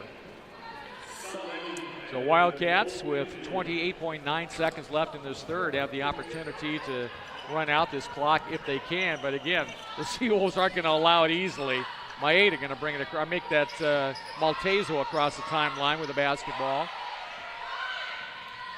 Head of the key, Malcolm, back out to Maltezo. Shot clock and quarter clock now at 10. Here's Bowman, going to go to work down the left side, spin, get it out to Malcolm in the right corner for three. Good! As the third quarter comes to a conclusion. Oh my! You want to talk about a pressure-packed three? Time expiring, but she cast off like it was practice, and she knocks it down. And the Wildcats have a 14-point lead going into the fourth and final quarter. Very fitting that Central ends the third with a three. They've been hitting threes all afternoon, shooting 44% from beyond the arc. Oh, man. When she launched that one, you thought it looks good, and it did. And there's the replay. You can see right there as the ball was moved to Malcolm, and there's the shot. There's the result. Another three-point shot for the Wildcats. Matter of fact, I think it's probably worth mentioning right now that going to double-check the numbers, but Wildcats from three-point range today, well, they're hitting I guess you could call this a respectable 12 of 27. I would call that respectable. 12 of 27. UAA just 4 of 12 on threes today. So field goals, too. The Wildcats have 5 more total field goals. And of the made field goals, they've made 8 more three-pointers than have the Seawolves in the contest. So 36 points coming from the three-point line and beyond for Central Washington. And you know who that has to make happy? Not only their players, the coaches on the bench, their fans that are here, fans that are watching. One assistant coach, Lexi Bland, not with the team because she's getting ready to play overseas in Australia. Yeah, I might know a thing or two about Lexi, who played for Western Washington. Well, she was in Ellensburg High School, standout at Ellensburg High, went up to Bellingham and played there, came back to be part of the CWU coaching staff. You want to talk about Central three-pointers? In the game they lost up in Anchorage, they were only down in that one up in Anchorage. They were down by 2 with 4:25 left. They hit on 14 of 40 three-point attempts. That's 1 three-point attempt a minute. Not afraid to shoot it. No. In the left corner, Pinckney not afraid, but she shoots a three-point air ball. Malcolm tied up on the rebound, and she sees the ball go back over to the Wildcats as it is their ball on the alternating possession. Maltezo comes across the dribble on the guard of Evans and draws Jazz into the foul. First foul in this fourth quarter against UAA. Robert, let's talk about how big that final possession was for the Seawolves. Remember when Voliva was called for traveling, they were down 11 at that point. Had they scored, could have been 9 or possibly 8. Instead, Central hits the 3, and now it's 14. Here's Bowman going to move inside, put it up, hits the side of the backboard on the missed shot, and Jukovic comes down with a rebound. Pinckney forecourt, Lange up ahead looking for Voliva down low. Wildcats have gone into a little bit of a 1-2-2 zone. Here's Evans going to shoot and miss a 3. Put back, missed by Lange. Once again, a third opportunity is no good by the Seawolves, and the Wildcats come up with a rebound, and Maeda going to advance up floor. Well, good hustle by the Seawolves there, but boy, oh boy, big lid on the basket for them in that position. Malcolm, where she hit the 3 just a moment ago, instead pitch it out high. They get it into Bowman in the lane, goes to work. Little turn right-hand jumper on the baseline, but Voliva did a nice job defensively there. 59-45. And here is a steal in the lane as Evans trying to make a little handoff on the dribble, and the Wildcats came up with the steal. A little surprise, no kick ball there. Yeah, I'm a little surprised as well. I would agree with you on that. Here is Maeda. Goes to the high post. Bowman open, and Evans going to pick up another foul. It'll be your second. But again, Evans that time got in a mismatch with Bowman, and that's a big mismatch. Evans at 5'6", and Bowman at 6'3". Evans and Pinckney check out. And Malia Marfield back in, along with Bay in the backcourt. Here's Bowman down low. Double team comes. Touch pass. Maeda for three, or make that Maltezo for three. Missed it this time, and the rebound of the Seawolves. Down floor, Marfield comes end to end, looks off, hands off, coming around the outside. That's Bay. Brings it center floor, pass off left. Hadjukovic with the basketball. Now into the corner to Lange. Cross court out top side. Marfield brings it to the left again on the pass. Bounce inside. Voliva going to go to work on Bowman and goes through the lane, puts it up and in. It worked in the third quarter. They've gone away from it. Maybe they'll get back to it now. Voliva with the bucket. 12-point game, 7:45 left. And here is Maltezo for the Wildcats, leading scorer on the. And here is Malcolm, another three. It's good. I'll tell you, Malcolm has hit. Those are two daggers that she's hit from the same general spot on the floor in the last couple of minutes. Hadjukovic going to try a three as well. This one's going to be no good, and nothing but black around on the rebound. It's exactly what I was about to say and point out. No Seawolf in the area territory. Code. Yeah. And here's the pass inside to Bowman, and she lays it up and in on the pass from Malcolm. 64-47 with a free throw to come. Central Washington looking to advance to tomorrow night's women's championship finale. Kamani Fernandez and Lauren Johnson come back in for the Seawolves to go with Marfield, Hadjukovic, and Bay. This is a little different lineup than we've seen. And Bowman's free throw is no good. Marfield down floor on the fly on the far side. Into the corner, Hadjukovic looking inside, but there's nobody there. Fernandez hits a high pick. Marfield going to drive, put it up off the window, miss it, and Bowman comes down with the rebound. Ryan McCarthy, when he reviews his tape, if he just counts the number of shots that have gone in and out, he's going to be amazed how many points they've had taken off the board in that regard. Down low, Bowman, hand off to Malcolm, put it up, and in, it'll count, and she got fouled. It's the Bowman and Malcolm show here in the fourth quarter. First half, Huerta was on fire. Now Central's gone to their bigs. Yeah, it was an outside geared offense in the first half. In the second half, it's been down low, but though Malcolm has hit a couple of big threes as well, let's not take that away from her. And she misses the free throw. That's unusual for her. Wildcats have missed 2 free throws here. Lead it by 19, though, with 6.5 minutes left. Malcolm now with 18 points. Well, right at about her season average, so for the player of the year in the GNAC. Hadjukovic, left angle. Back out to Bay, crossover, dribble, moves, free throw, pop, looks good, but it's offline right. Rebound taken down by Johnson. Lauren back out to Marfield, near side Bay, down to Johnson, to a cutting Fernandez who lays it up and in. Great Seawolf ball movement there. And again, going inside, as you say, that has been the success they've had has been inside in the second half.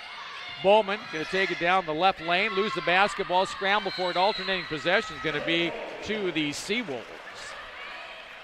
You know, Robert, it's interesting noticing the demeanor change in head coach Ryan McCarthy for the Seawolves.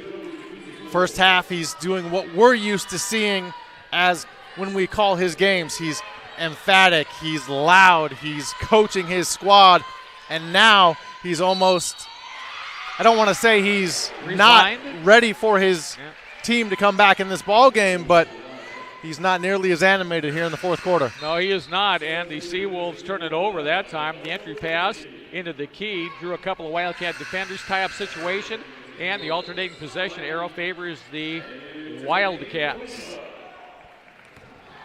Back in Voliva for the Seawolves. Bay, Pinckney, Lange, and Hadjukovic out there. And here is Maltezo for the Wildcats. Across the top, near side, Wildcats move it to Maeda for 3. Good. Fitting. Very, very fitting. 20-point Wildcat lead. They have led from the get-go. Voliva, hook pass down low. Lange lay it up and in. Good job. And Lange goes to the left hand there on a nice entry feed from the high post from Voliva. Give her a big assist there. Here's Maltezo. Double team comes. Gets it off to Maeda. The Wildcats doing this with Huerta on the bench with those 4 fouls. And here is Bowman going to go at Voliva. Can't get a shot away. Goes to Maltezo. She said, I'll cast one off and hit it. I've heard another coach say when you play a team that shoots like this, that what you've done is you've run into the buzzsaw. I think the Seawolves have run into the buzzsaw here today. Here's an up and under by Lange who gets knocked down. She'll go to the free throw line with 4:33 left. But I'll tell you one thing, the buzzsaw's been buzzing, and those plays have been razor sharp today as the Wildcats have run out to a 21-point lead here with free throws to come at the 4:33 mark as there is a timeout on the floor. I'm stunned. I'll be honest with you. I thought this was going to be a good game, but I didn't think it was going to be. I didn't think it was going to be a blowout for either team, and we have a good old-fashioned blowout going on right this second. At this stage of the season, this stage of the GNAC tournament, you wouldn't think so. No. And with the reputation the Seawolves have, this is a bit of a shocker for sure. But as you're saying, the buzzsaw, when you shoot 48% from the three-point line, 15 of 31 for the Wildcats, I don't care who you are. No. You're going to win the game. No, Seattle Storm couldn't beat a team shooting like that. Of course not. So, I mean, again, this has just been a phenomenal. You know, sometimes you have those on nights. It's sure nice to have an on night in this point of the season rather than in your opening game. November, when you set records in November, it really doesn't do much for you in March. There's no question that is the case.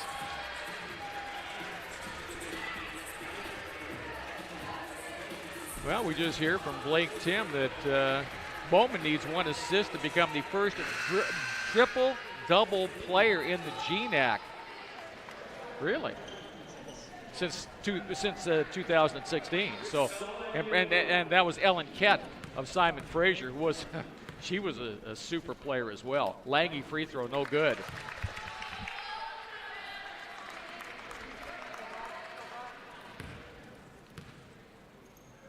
Next one by Lange. This is good. 72-52. 6 years since a triple-double by a woman's player in the GNAC tournament, I'm assuming. Yeah.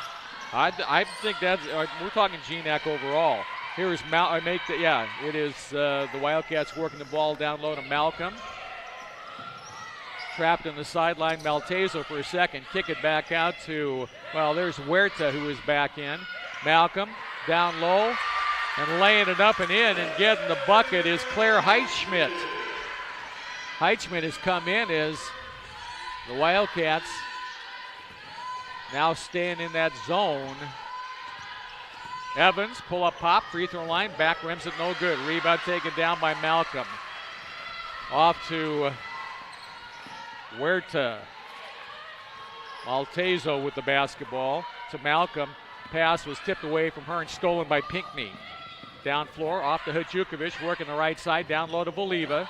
Double up at the baseline, turns, bounce to Hadjukovic for 3, good. So Hadjukovic puts in a 3 on the right side, 74-55 with 3:26 remaining. Confirmed with Blake Tim, that is, as you thought, in GNAC history, not just tournament stats. 74. Actually, that was the last shot was a 2-point shot, not a 3, so on the line. So 74-54, 3:22 left. Yeah, triple doubles are again, they're rare in any brand of basketball, but and very impressive. This is very impressive, but again, it hasn't happened yet. Fans, make sure to visit GNACsports.com for all the latest in conference news, stats, standings, and so much more. Don't forget to follow the GNAC on Facebook, Twitter, the Gram, as the kids call it, and, of course, right here on YouTube. Just search GNAC Sports. Is that true? They call it just the Gram now?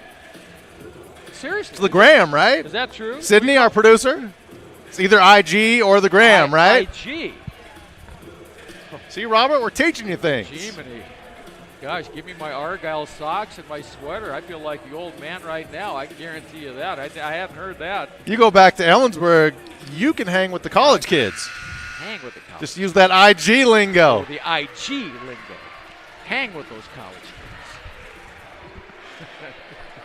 It's going to be a party in Ellensburg tonight. Party in Ellensburg. After this victory. Absolutely. Got the photos on the Gram? Come on. Yeah. 3:22 left in this one. The Wildcats with the lead, up by 20. Yes. Can you imagine your hometown if not both Wildcats teams win? Not my hometown, my adopted hometown. Hometown was T-Town just up the road, as a matter of fact. Okay. That's the hometown. The 253 originally. The 253, no question about that one. Wildcats with the basketball and the foul. Offensive foul. Apparently an illegal screen set. Is that what it is? If it is on Huerta, she's done, and she is. So Huerta sets the illegal pick at the 3:08 mark, and she fouls out for the Wildcats. And I guess I would have thought she wouldn't have fouled out on that kind of play setting the pick, but she did. Tough because she's a real good ball handler for the Wildcats. Jukovic for three on the way. Air ball. Rebound taken down. Heitschmidt with the basketball. The Wildcats going to bring it down floor with Maeda now being the primary ball handler. Wildcats to Maltezo for three. Off the front of the rim. Rebound scramble. Ball loose. Picked up by the Seawolves. Marfield down floor. She was fouled by Maeda. Nice to see the Seawolves still playing hard. Of course, Ryan McCarthy wouldn't let his team stop playing and give up, but you are down 20 with 2:39 remaining, but Seawolves still out there trying to make a charge. Well, and again, even if they lose today, they still have a chance to get into the tournament. So again, this is not a reason to hang your head. They're not eliminated, certainly mathematically, even with a loss here today. Number 6 team in the West region. Here's Jukovic, and she's working hard. She drives and lays it up and in. And now another steal, and Marfield goes in and lays it up and in. So, hey, all of a sudden we got a 74-58 game. And 2:12 remaining. You got to like the Wildcats' chances, but Randy Richardson Thornley is going to say, let's go ahead and slow it down here a little bit. She's going to take a timeout and bring Sam Bowman back in after this break. If in the final 2:12 the Seawolves can erase a 74-58 lead, this will be one of the biggest, if not the biggest, turnaround in Great Northwest Athletic Conference women's basketball history. And I'm not saying it's not impossible, but they've got a long road ahead of them. But in the last couple of seconds, they've turned up the defensive heat, and the Wildcats have had back-to-back turnovers, and buckets have cut what had been a 21-point lead now down to just a 16-point cushion. Seawolves can channel their inner Reggie Miller. Anything's possible. Yeah. Yep. Well, and they have some three-point shooters on their team. Jukovic is not unwilling to cast from three. We've seen Pinckney hit from the outside today. And even Believa has taken a three-point shot from the outside, though that's not her bread and butter. But she has that kind of range.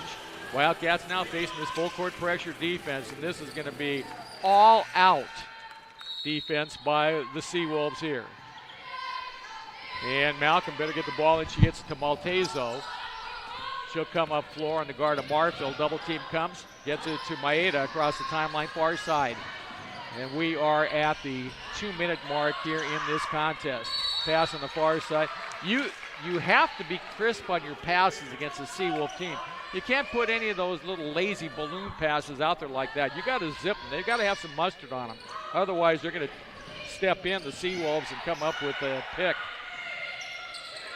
Mid-floor, Wildcats with the basketball. Go to Bowman. Out to Maeda. Cross court. Well, that was Maltezo to now Maeda. Runner on the baseline, missed it badly. It was just 2 on the shot clock. Down floor, Seawolves with it. Hajukovic out to Marfil. Seawolves going to have to move a little more quickly than this, though, with this kind of deficit facing them. Here's Voliva into the corner. That's Bay for 3 off the rim. Malcolm, and the rebound off of one of the Wildcats. I guess it probably was off Bowman.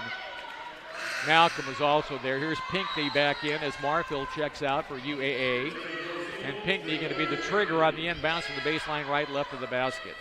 The Seawolves are going to buck their own trend and hit some threes, which they need here in the final minute and change. They're only shooting 23% from beyond the arc.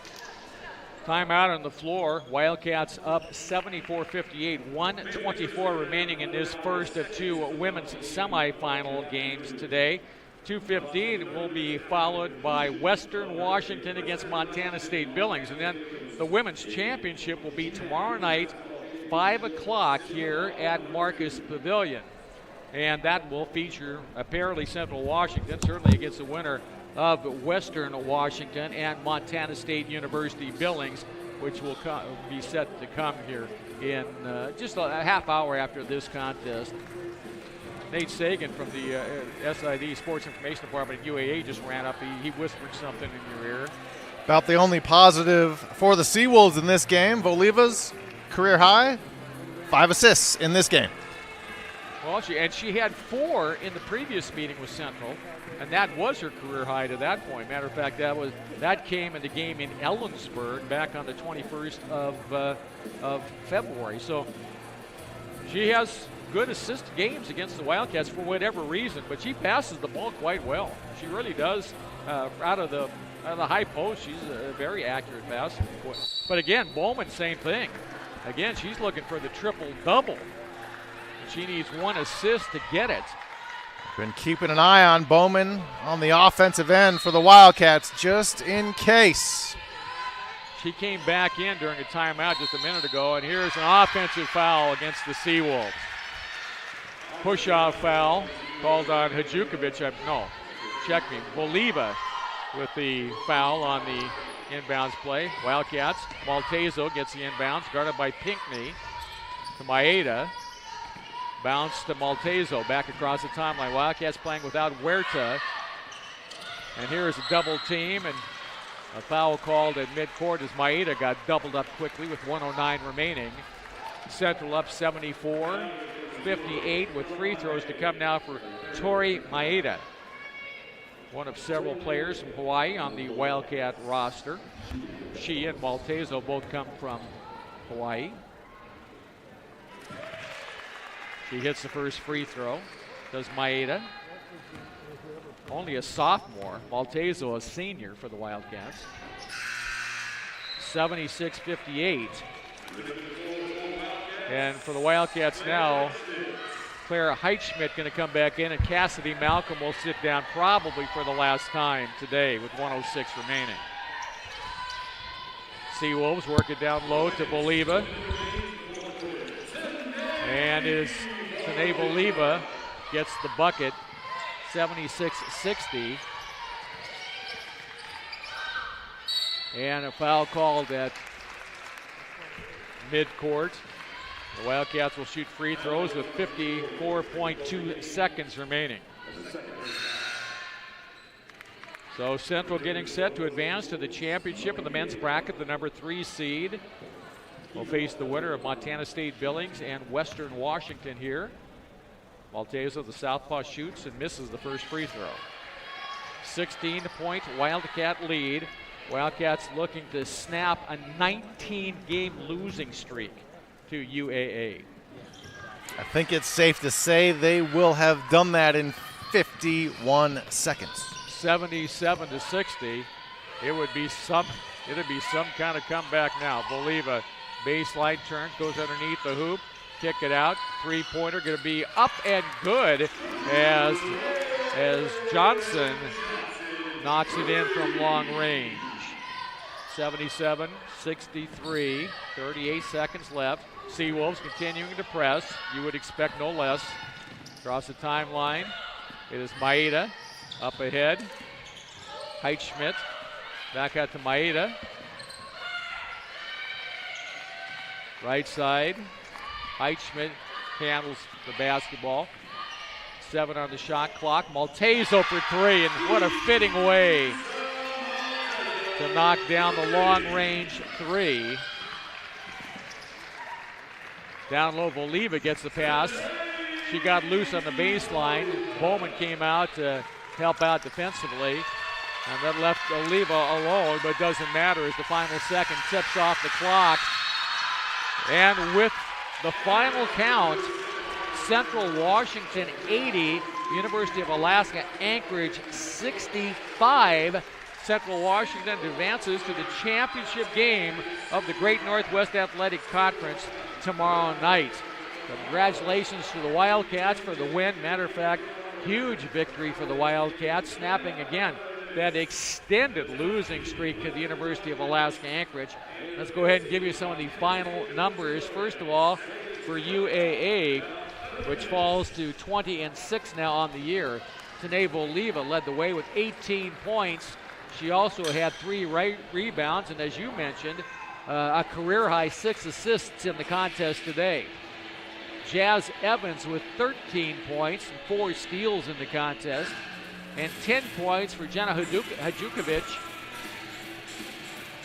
Those are the only double-figure scorers for UAA. Scoring drops down then. 6 points for Nicole Pinckney. 6 points as well for Kimani Fernandez.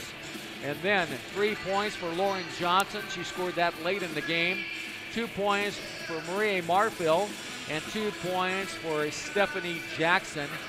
And that's all the scoring for the University of Alaska Anchorage as they fall by 15 to the Wildcats of Central Washington, led by the 22 of Kiza Maltezo, including 6 of 13 on 3-point shots here today.